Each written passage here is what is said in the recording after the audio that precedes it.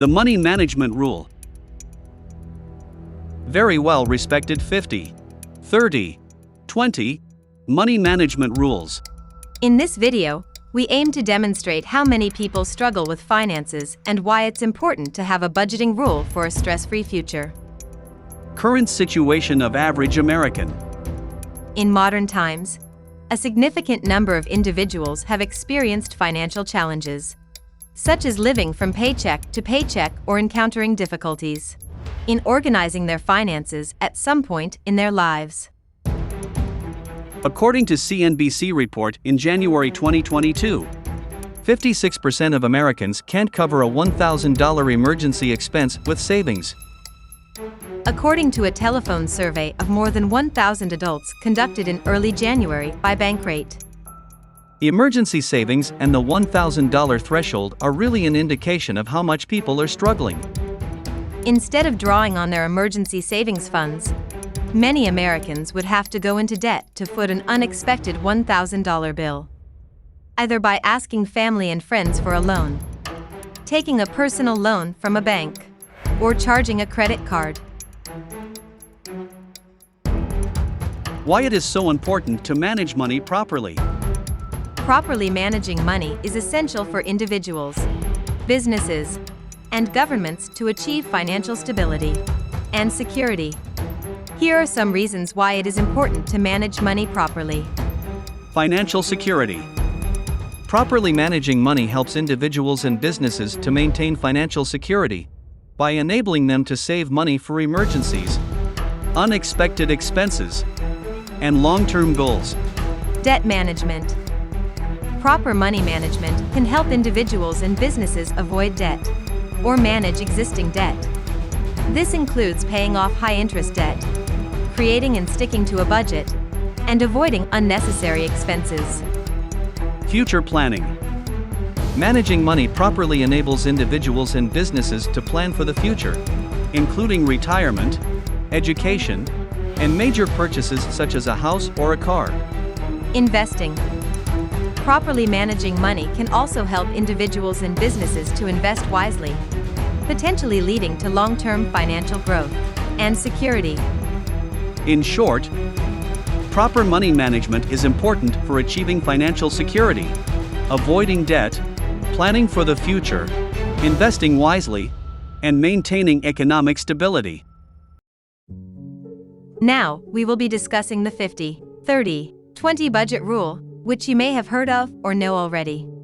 However, we will be providing a comprehensive explanation of this rule, including its meaning, proper usage, and potential pitfalls to avoid, to assist you in achieving your financial objectives. The 50, 30, 20 rule is a widely used and effective tool for individuals who desire a straightforward approach to managing their finances, saving money, and exercising control over their spending, without the need to monitor every expense. The rule works like this. It requires you to divide your expenditure into 3 categories: needs, wants, savings. For the purpose of this example, let's consider an average individual named Mike, who earns $4,500 monthly after taxes.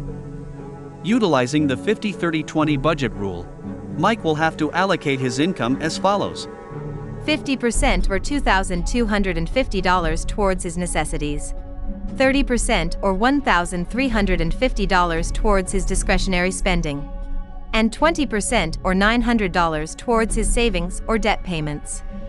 It is essential to note that, like Mike, you too will need to allocate your income in a similar manner, which may seem straightforward. However, let's take a closer look at it. Step 1. To adhere to the 50-30-20 budget rule, it is essential to limit your needs. These necessities comprise the bare minimums required for survival, such as housing, health care, transportation, utilities, food, debt payments, and essential clothing, footwear, and other supplies. If you lack a budget, this is an ideal opportunity to create one. Carefully scrutinize your monthly spending within this category and ensure that it does not exceed 50% of your monthly income. However, if you spend more than 50% on your necessities, there's no need to worry.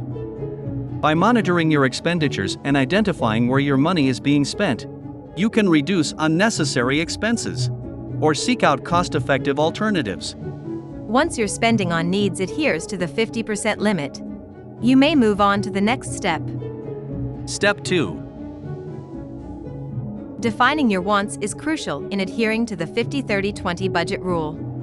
Initially, 30% of your income going towards your wants may appear to be a substantial amount. You might be thinking of buying that new iPhone or a stylish pair of shoes. However, it is essential to clarify that we're not referring to purchasing your deepest desires. In this context, wants refer to expenses that you can opt out of but would make life more challenging without them. For instance, you may not need the latest phone model, but you might require a mobile data plan to stay connected. This category comprises expenses such as shopping, dining out, hobby, traveling, and so on. It can be challenging to differentiate between needs and wants at times. But a simple rule of thumb is to ask yourself if you can survive without it. If you can, then it is most likely a want. Step 3. Savings. Allocate 20% of your income to your savings and debt repayment.